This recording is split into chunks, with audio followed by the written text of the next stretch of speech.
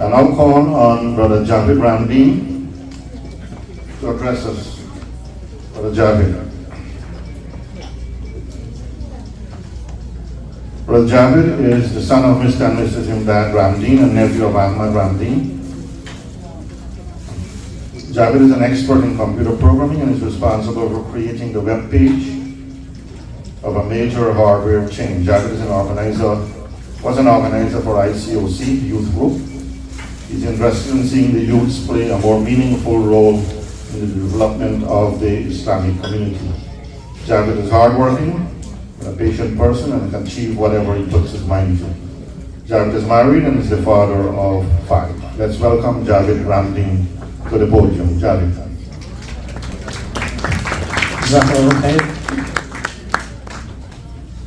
I'm told I have 10 minutes or so we'll see how long this lasts, inshallah. أعوذ بالله من الشيطان الرجيم بسم الله الرحمن الرحيم إن الحمد لله نستعينه ونستغفره ونعوذ بالله من شرور أنفسنا من يهده الله فلا مضل له ومن يضلل فلا هادي له وأشهد أن لا إله إلا الله وأشهد أن محمدا عبده ورسوله. All praises are due to Allah. We seek guidance and forgiveness from Him. We also seek refuge in Him from the evils of our own selves. Whomsoever Allah guides, none can misguide. And whomsoever He lets go astray, none can put him back on the straight path. We testify that there's no God but Allah. And we testify that Muhammad sallallahu alayhi wa sallam is His servant and His messenger. رب اشرح لي صدري ويسر لي أمري واحلل عقدة من لساني يفقهوا قولي. My brothers and sisters, Assalamu alaikum wa rahmatullahi wa barakatuh. And may the peace and blessings of Allah subhanahu wa ta'ala be upon all of you, Muslims and non-Muslims. So there are 5 things that I wanted to talk about today, and it has to do with the ending of Ramadan. We're 2 weeks since the end of Ramadan, and almost everyone that I've spoken to so far has this sense of sadness in them. That, in Ramadan we fast for 30 days. And, for people who are non-Muslims, I've spoken to a lot of non-Muslims, they can't even imagine how we do it for 1 day. And subhanAllah, we did it for 30 days. We gathered at the masjids in our homes for iftar. We did not only our obligatory prayers, we did additional sunnah prayers. We stayed up long nights praying to Allah subhanahu wa ta'ala, making dua, giving charity, reading and listening to the Quran. Some of us, as the brother mentioned, he read the entire Quran, subhanAllah. Simply being at the masjid in a gathering like this, where we're smiling with each other and enjoying each other's company. These are all acts of ibadah that we did in Ramadan. And as soon as Ramadan ended, we felt this like all these things that we did in this month just came to an end. And so the talk today is to focus on 5 things that we can continue to do now until the next Ramadan, inshallah. Because if we didn't gain anything from this Ramadan, then we're in the same position that we started to begin with, and we're not getting closer to Allah subhanahu wa ta'ala. So Ramadan made it easy, and now that Ramadan has left, and we're sort of left to our own devices. And remember, shaitan is unchained now. Right? So those of us who stayed up all night and we prayed and we did all these acts of ibadah, shaitan is coming, full force to attack you, to distract you, and to put you back where you started. That's his goal. That is his mission. And that's why we have this feeling, this longing to do more. So in Surah Al-Baqarah, there's an ayah, and the sister Jannah, she alluded to it in her introduction, a very famous ayah. In this ayah, the word Ramadan was used exactly once in the entire Quran. So it's a very pivotal ayah to refer to. Allah subhanahu wa ta'ala says, شهر رمضان الذي أنزل فيه القرآن هدى للناس وبينات من الهدى والفرقان. This is the month when the Quran was revealed as a guidance for mankind, a clear sign that shows the right way and distinguishes from the wrong. In Ramadan, we came to the conclusion, we understood what were the evils within ourselves. And we understood that for 30 days straight, we were able to stay away from haram. Our ears, we were protecting our ears from listening to haram. Our eyes from seeing haram. Our speech from speaking evil. Our associations, we disassociated from certain people in that month. And we did it for 30 days. So we all should have come to the conclusion what were the things we need to avoid, and what were the things that we can do better because we did them for 30 days, subhanAllah. And Allah ends this verse, he mentions other things, who can fast the sick and these kind of things, but he ends the verse in a very beautiful way. He says, وَلِتُكَبِّرُوا اللَّهَ عَلَى مَا هَدَاكُمْ وَلَعَلَّكُمْ تَشْكُرُونَ. And proclaim the takbir of Allah for having guided you so that you may be grateful. And what was the takbir that we did? The scholars say that it could be the Eid takbir. Allahu Akbar, Allahu Akbar, Allahu Akbar, La ilaha illallah. And on that day, it was a happy occasion. But the feeling of Ramadan leaving us was definitely present in that day, especially as we came down towards the end of the day. And alhamdulillah, we're gathered here today, 2 weeks later, reviving that spirit of Eid.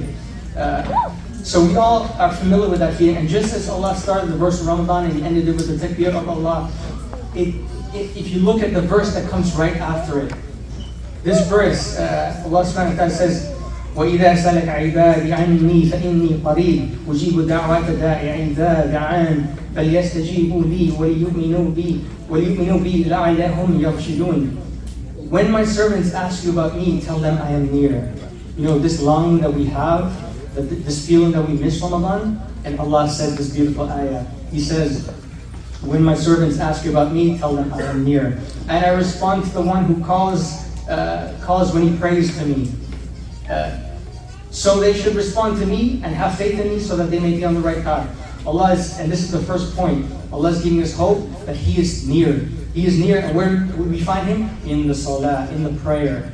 That is the number one thing that I want to remind us of. And if you get anything from this talk, forget about the other 4 points. If we're not perfecting our obligatory prayers and nothing else, everything else is secondary to that.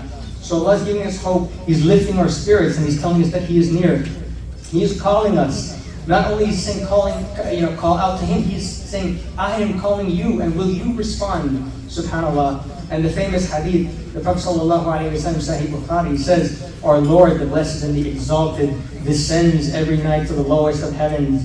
When the last third of the night remains, He is saying, who is calling upon me, that I may answer him? Who is asking of me, that I may give to him? Who is seeking my forgiveness, that I may forgive him? So my brothers and sisters, we spent long nights praying Taraweeh.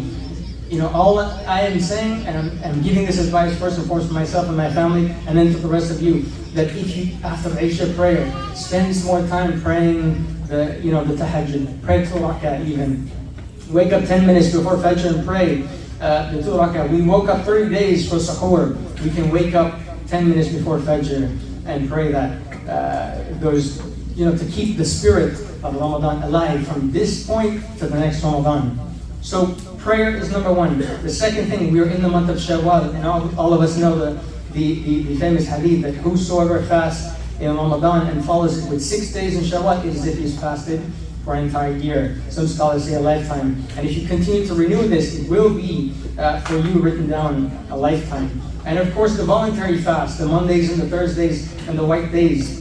Another hadith, fasting 3 days out of every month is equivalent to fasting a lifetime. And again, it has to be continued, it has to be repeated and integrated into your life. So, prayer, fasting, and the third thing, sadaqah. Sadaqah is so important. All of us know the ayat al-Kursi. We all know this famous ayah.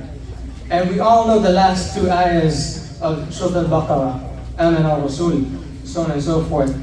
These 3 ayahs are one of the most recited ayahs in the entire Quran. And they are in the last 10 pages of Baqarah.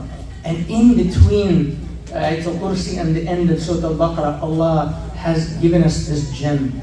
He has repeated almost 20-something ayahs consecutively about sadaqah, giving sadaqah, whether openly or closed, night and day. And shaitan tricks us into poverty. Don't give, you will become poor. And he keeps hammering this point of sadaqah in this last 20, almost the entire 10 pages. He's speaking about sadaqah. And in between, there's these 2 ayahs, these 2 gems. And he says in ayah 269, He gives wisdom to whom He wills, and whoever is giving wisdom is certainly given a lot of good. Only the people of understanding observe this advice. So Allah's, buried this ayah about wisdom. And wisdom triumphs anything. It triumphs wealth, it triumphs anything, because whoever's giving wisdom, you give a man a fish, he eat for the day, but you teach him how to fish, he'll eat for a lifetime, right? The concept of knowledge triumphs anything. So he gives this in this ayah 269. And then another ayah, he says, those who spend their wealth night and day, secretly and openly, they have their reward with their Lord, and there's no fear on them, nor shall they grieve. So any of us who have grievances or has stress and anxiety, Allah is telling us again, spend night and day, secretly or openly. And those are the ones who shall not grieve. So this is the importance of sadaqah. And those, I would advise anybody who wants to see this, definitely pick up the last 10 pages of Baqarah and read it, because certainly those pages have tremendous benefit in them. And then number 4 point, the Quran itself. We've heard many beautiful recitations of the Quran. And what was the month of Ramadan? The month of Ramadan was the month that the Quran was revealed in. And if we feel this longing, we feel this sadness that Ramadan has passed, then surely we should feel the sadness or the connection with the Quran. And the Prophet ﷺ said,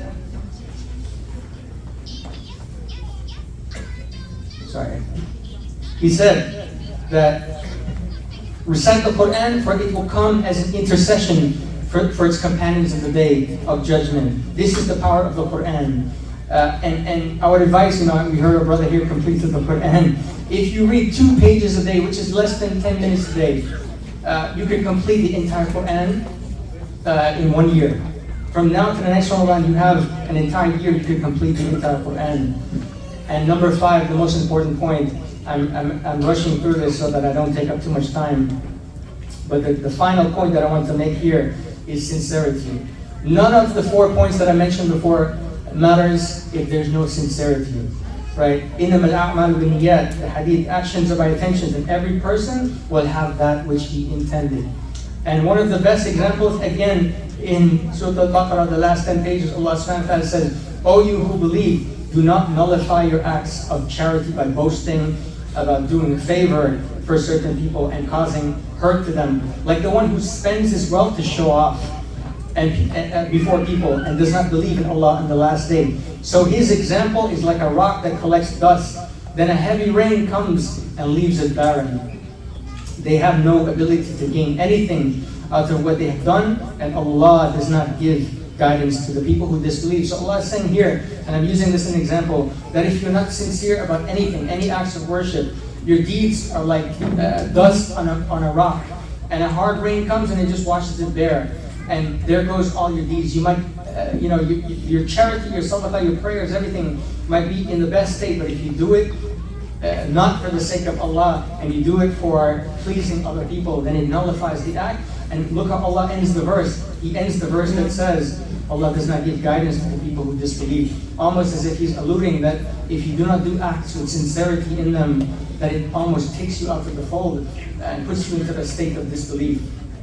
SubhanAllah.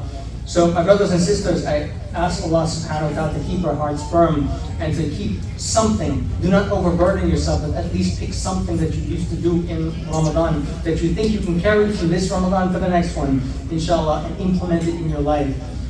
يا مقلب القلوب ثبت قلبي على دينك ربنا لا تزغ قلوبنا بعد إذ هديتنا وهب لنا من لدنك رحمة إنك أنت الوهاب ربنا إنك جامع الناس اليوم لا ريب فيه إن الله لا يخلف الميعاد سبحانك لا علم لنا إلا ما علمتنا إنك أنت العليم الحكيم اللهم صل على محمد وعلى آل محمد كما صليت على إبراهيم وعلى آل إبراهيم إنك حميد مجيد سبحان الله والحمد لله ولا إله إلا الله والله أكبر جزاك الله خير والسلام عليكم ورحمة الله وبركاته.